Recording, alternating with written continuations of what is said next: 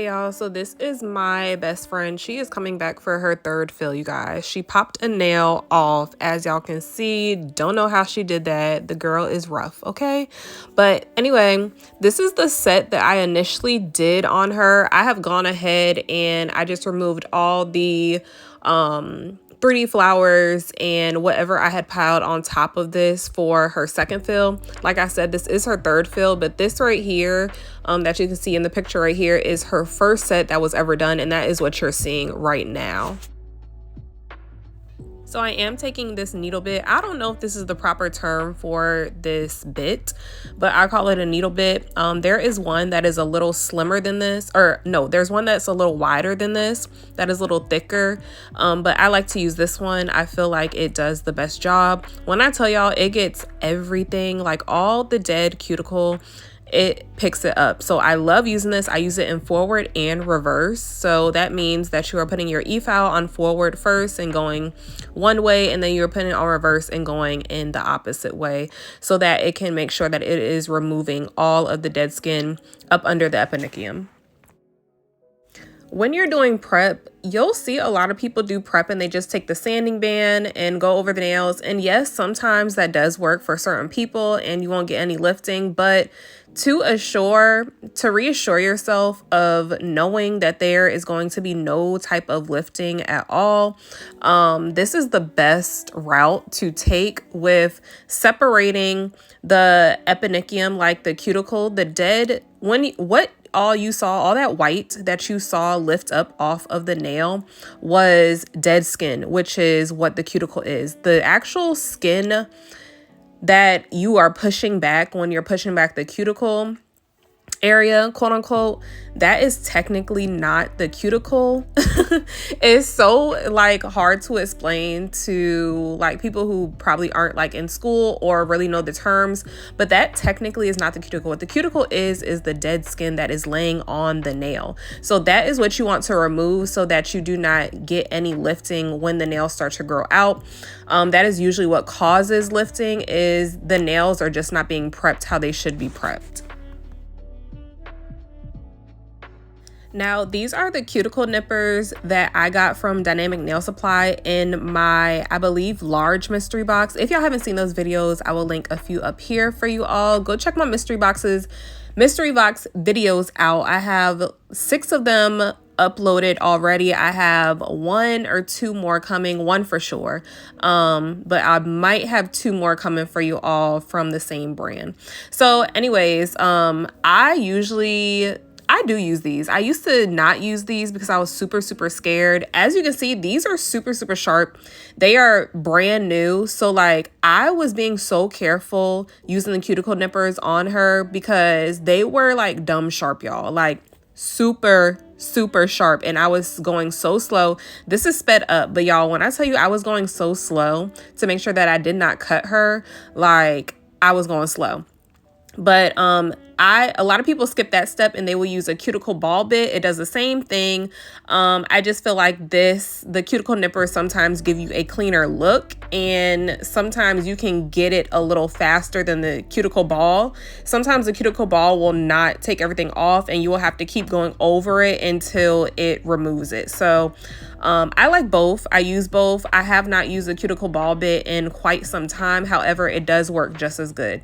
So right here, I'm just showing a few fingers of me filing.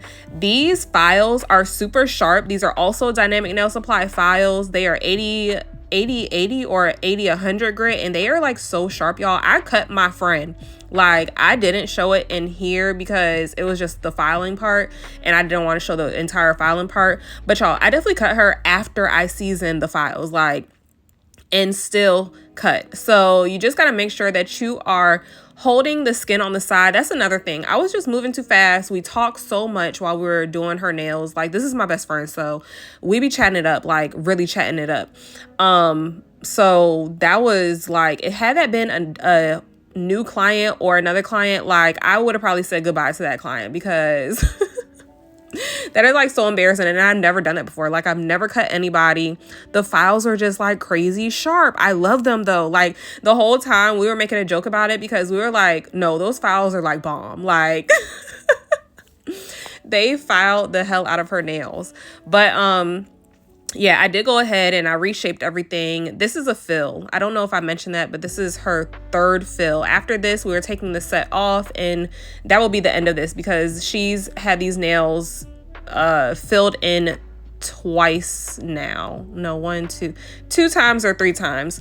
But yeah, so they're getting ready to go. And this is what actually was her first nail. The first one, the pointer finger, was the first nail that she lost since getting this set initially done. So I think that is great for me and my retention. I stand behind my retention. The way that I prep, I think, is how everyone should prep. It does take a longer time, and I know people do not sometimes have that enough time in their schedule to do a full prep like that. But I promise, if you have time, go ahead and do it and see how much longer your nails are going to stay on your clients. I promise you it's going to increase your retention time. So anyway, we're going ahead. I believe this shade is Sucker Red by Dynamic Nail Supply. And y'all already know about Dynamic Nail Supply. Y'all know about the formula. I love it. As y'all just look at how it laid. Like, is that Chew Not Polish or is this Dynamic? Because I can't tell the difference. But no, y'all already know that I compare them to Not Polish if you are looking for kind of a powder dupe, because I feel like they are very similar in formula and how they lay. Of course, I do think, not gonna lie, I do think that Not Polish has a better formula overall. And they do have like a wider range, I feel like, of colors. However, Dynamic is right below them. I mean, right below them. They have beautiful colors. The formula is beautiful. Y'all can just, like I said, just look at how the acrylic is going on. Even the red was not as messy as I thought it would be. As you all know, red, black, and white are very hard colors to work with when you are dealing with acrylic or even gel polish. So this went on better than expected for sure.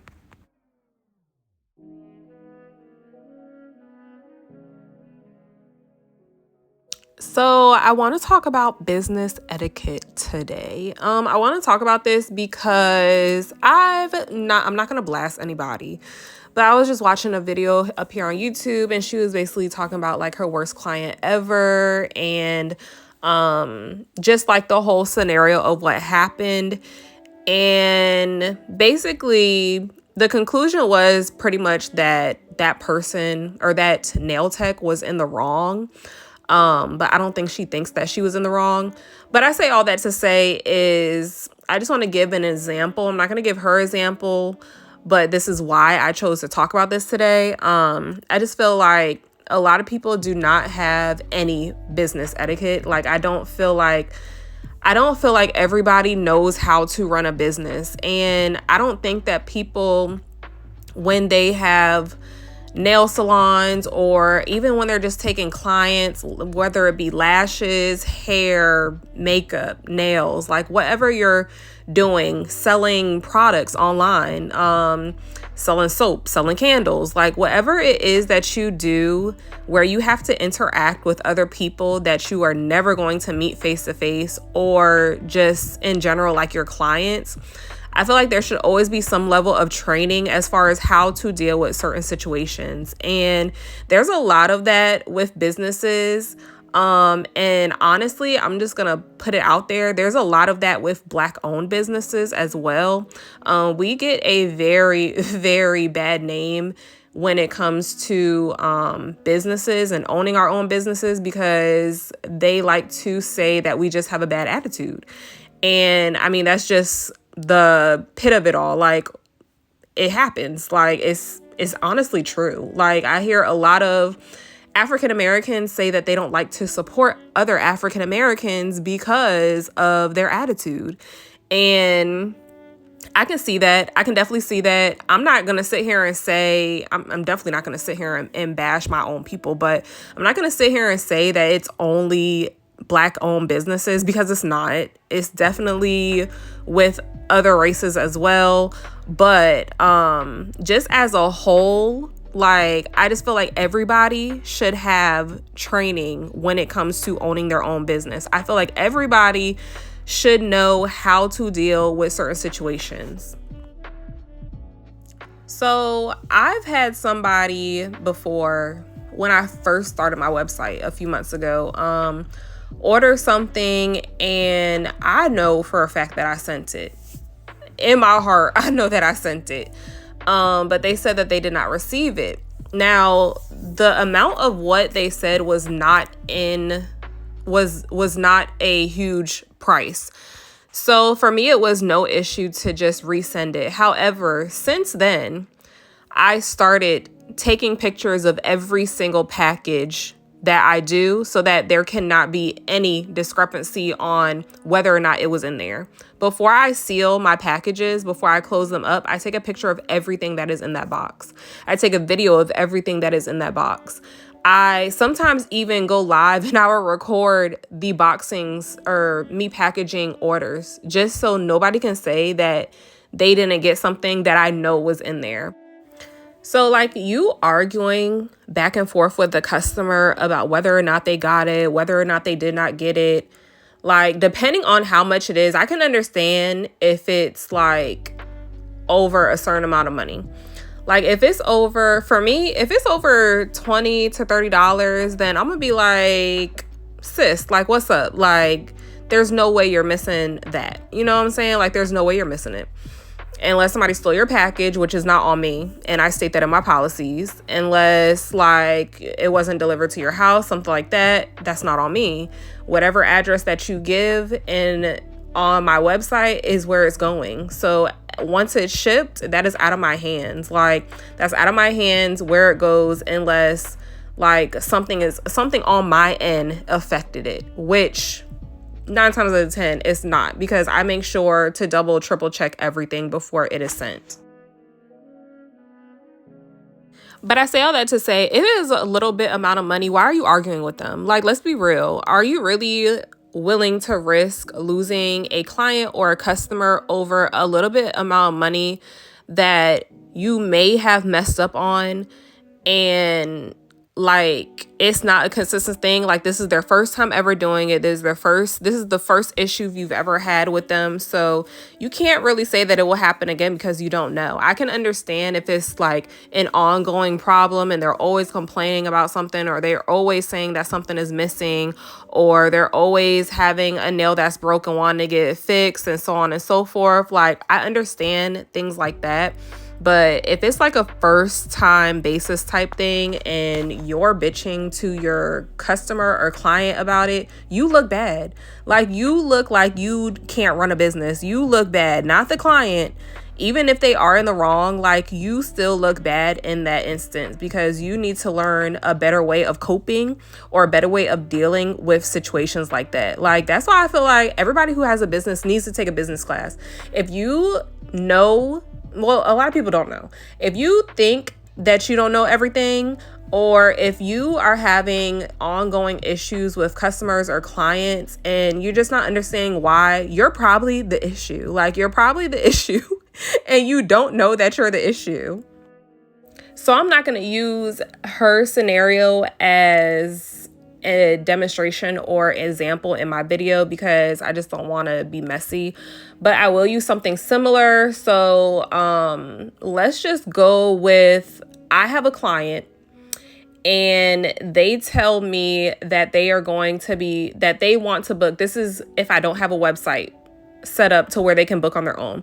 So I have a client tell me that they want to come, let's say December 20th. And they tell me a time, a date, we discuss it, everything's cool, everything's great. Like, we agreed to December 20th at 12 p.m. Let's say that.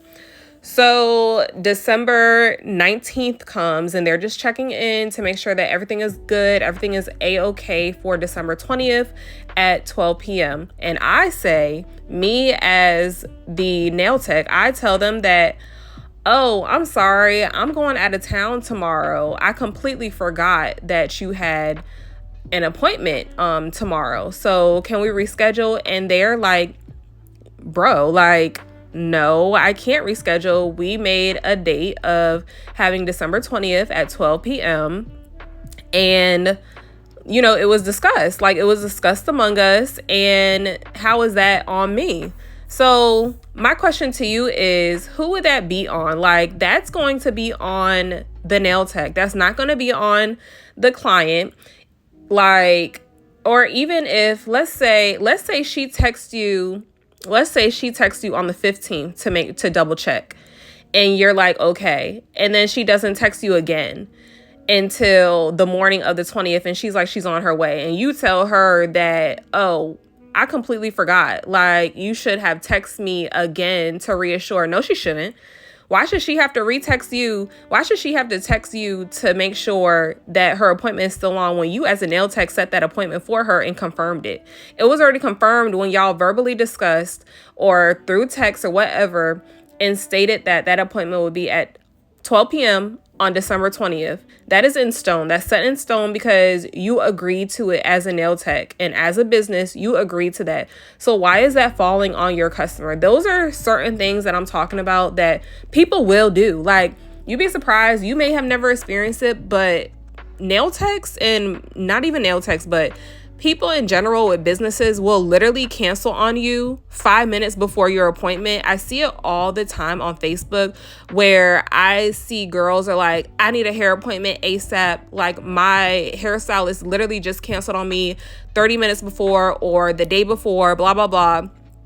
And I'm just like, damn, like, that's crazy. Like, what if you really had some event to go to and now you're just struggling to find somebody and all the time slots were set up to what match with your schedule and this and that, you know what I'm saying? Like, so how do you as a business owner fault the customer for things like that? You can't, because that's on you. It's just certain things, little things like that, where I feel like a lot of people just have no business etiquette. Like, you have no business etiquette to even try to play with people like that. Like, first of all, you're playing with people's time. You're also playing with their money because now they may have to go somewhere else that wasn't in their budget because it's so last minute. And the fact that people like to charge late fees or squeeze in fees, you're putting them in a predicament to where they're going to have to pay extra money just because you fucked up. Like, not because they messed up, because you messed up. And then what kills me is that people who are in charge of these businesses, when they mess up, they want to argue with the consumer or with the client or with the customer. Why are you arguing with them? You're dead wrong. Like, you are wrong. And it's just crazy to me how people don't see that they be wrong in those situations. Granted, there are difficult clients, difficult customers, difficult consumers. That's always going to be a given. Like, that's just something that comes with owning a business. It comes with running a business. Like, you really just have to put on a smile. And you know that saying, the customer is always right? It sucks. But at the end of the day, like, even if they aren't right, you still need to handle it in a way that is, I don't want to say soothing, but kind of like a pushover. Like, you need to be able to smooth things over in a polite and decent manner. Unless they're just being blatantly rude to you, then buck back, because I'm all about that. Like, you're not gonna ever disrespect me, or you're not gonna ever disrespect my business, and you're not ever gonna talk to me sideways and think that I'm gonna service you. Like, that's a hell no for me. Like, it's a no.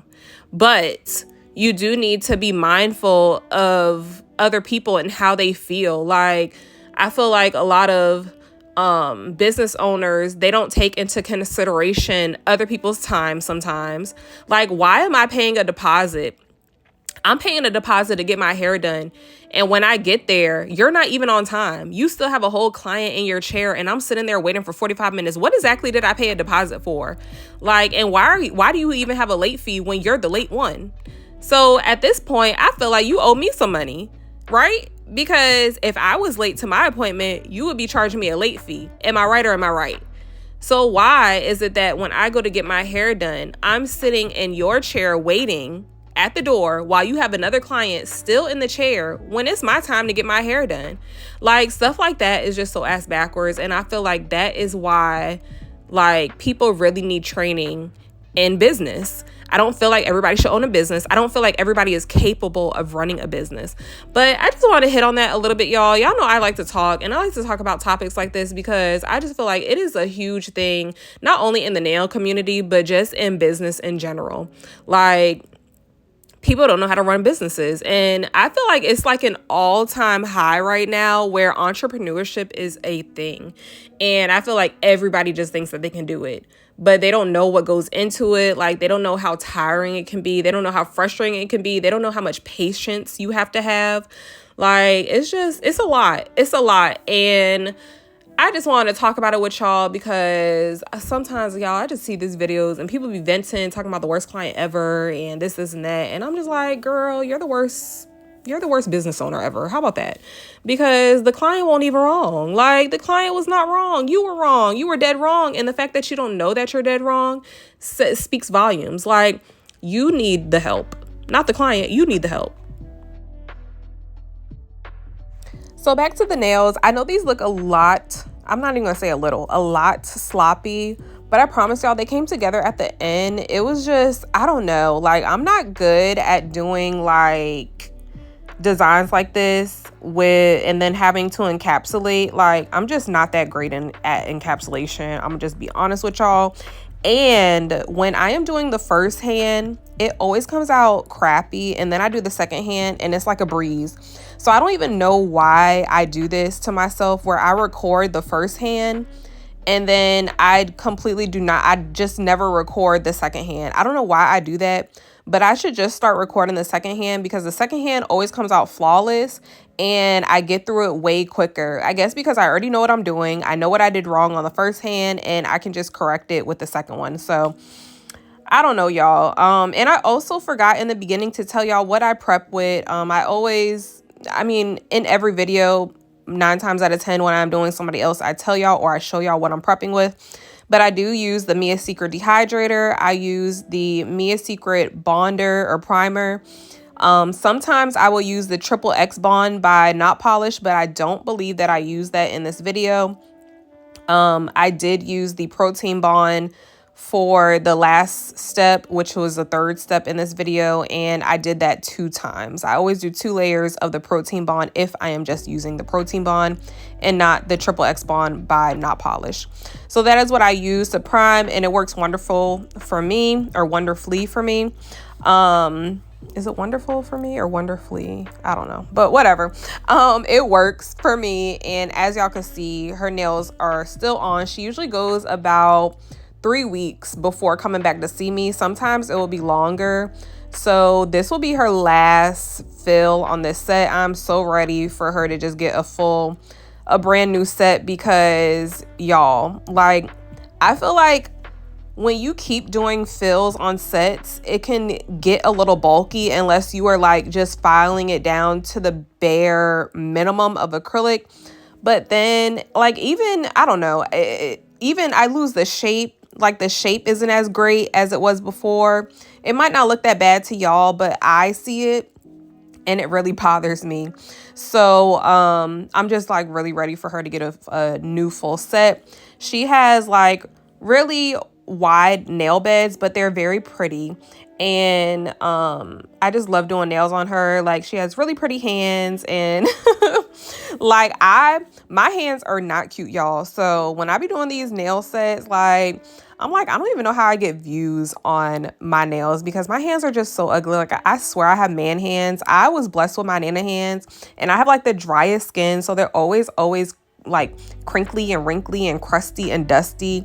So I love when I'm able to do other people's nails and they have really pretty hands because I feel like the pictures just come out so much better. But yeah, anyway, I don't even know how I got on the topic. But right here, I'm just going ahead and I am doing some snowflakes. These were really quick and easy to do. I did end up going ahead and wiping this one off, I think, because my brush was not clean. And when you have a liner brush that is not clean, it is not going to be as thin and as sharp. It's not going to give you precise lines how you need to. So I did go ahead and I switched my brush out for a clean one. And as you can see, the lines came out bomb, like perfect. Snowflakes are probably going to be the easiest design that you do this Christmas winter season.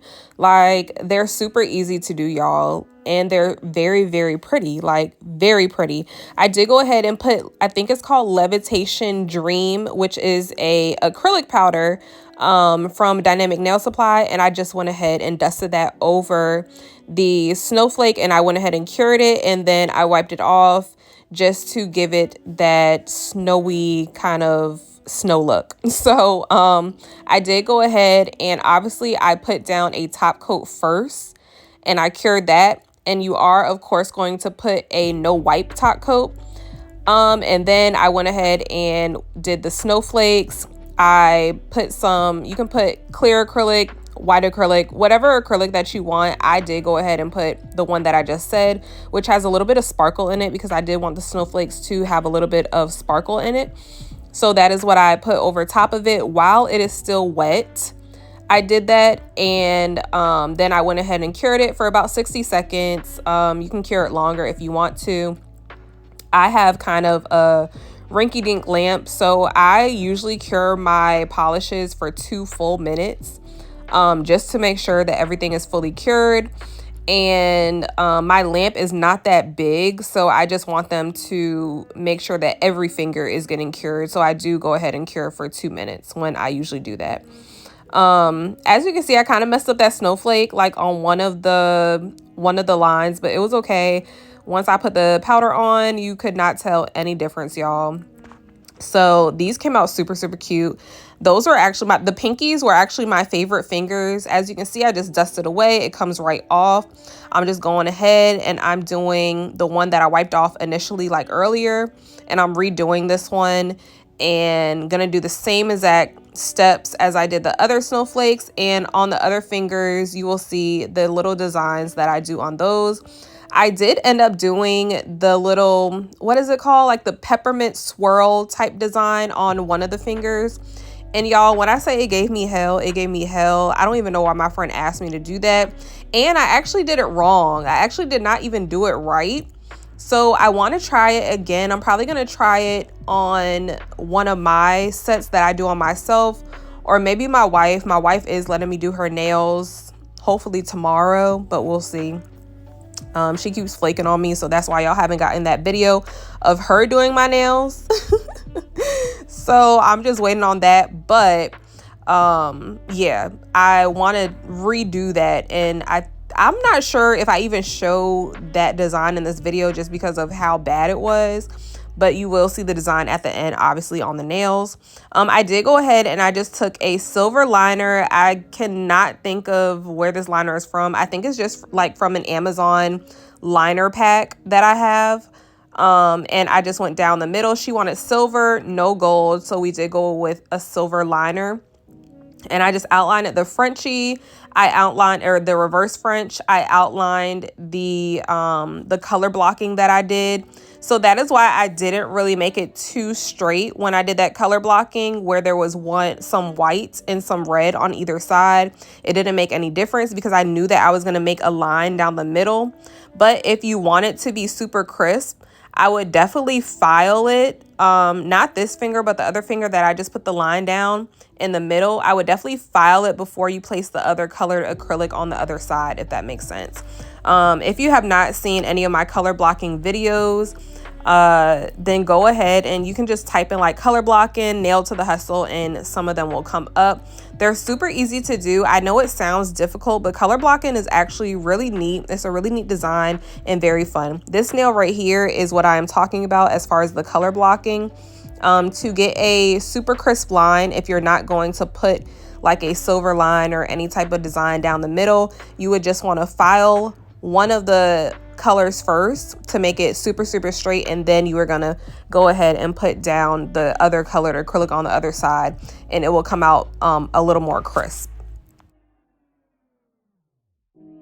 So I literally did the same exact designs on each hand, on both hands. I don't know why I said each, but on both hands. So there really was no need to show every single detail on every single nail because literally it's the same thing on every hand. And I did go kind of back and forth between both hands during this video. So, but you did see the gist of what I did on each nail. So I am just doing more snowflakes on the thumb. I ended up doing 2 on both thumbs, and they came out super, super pretty. Of course, I am dusting the powder over it, going ahead and curing it for 30 to 60 seconds.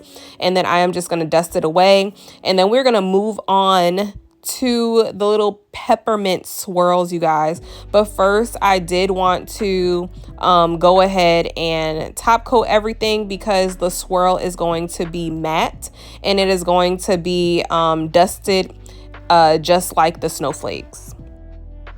So everything is now top coated with some glossy top coat and cured. So we're going in with the last step, which is the little peppermint swirl. I don't really know what these are called. I call them peppermint swirls because this is what a peppermint looks like with the little swirls on it. So this was my first time doing this. I don't think I've ever done a swirl like this on my channel before, or like at all. If I have, maybe I've done it once, but I don't remember. So in my head, this was my first time doing it, and y'all, it gave me a run for my money. I think I was just overthinking the whole design. It's literally super easy like to do, but I'm trying to tell y'all, when I do nails, I overthink it so much to the point where I psych myself out.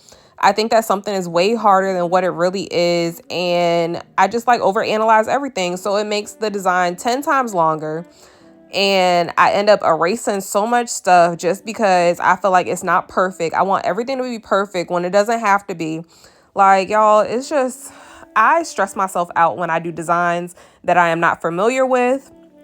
Marble is my go-to. Marble, like, is just so easy to me. So it's always my go-to when I don't know what else to do. But my friend came in with a design already picked out. She's sent me this picture like a month ahead of her appointment. Like literally when she got her last set done, she's sending me pictures for the next set.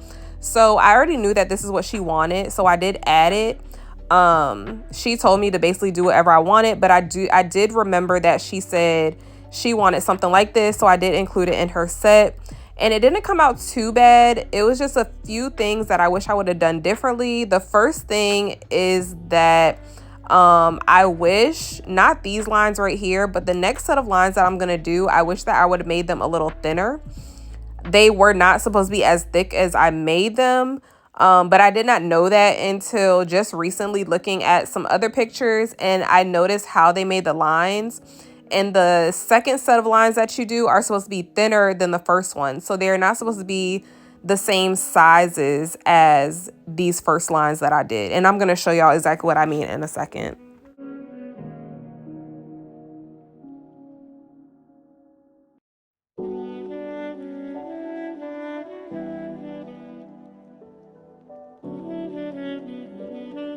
So these lines right here, I feel like I was just supposed to make like one little line down.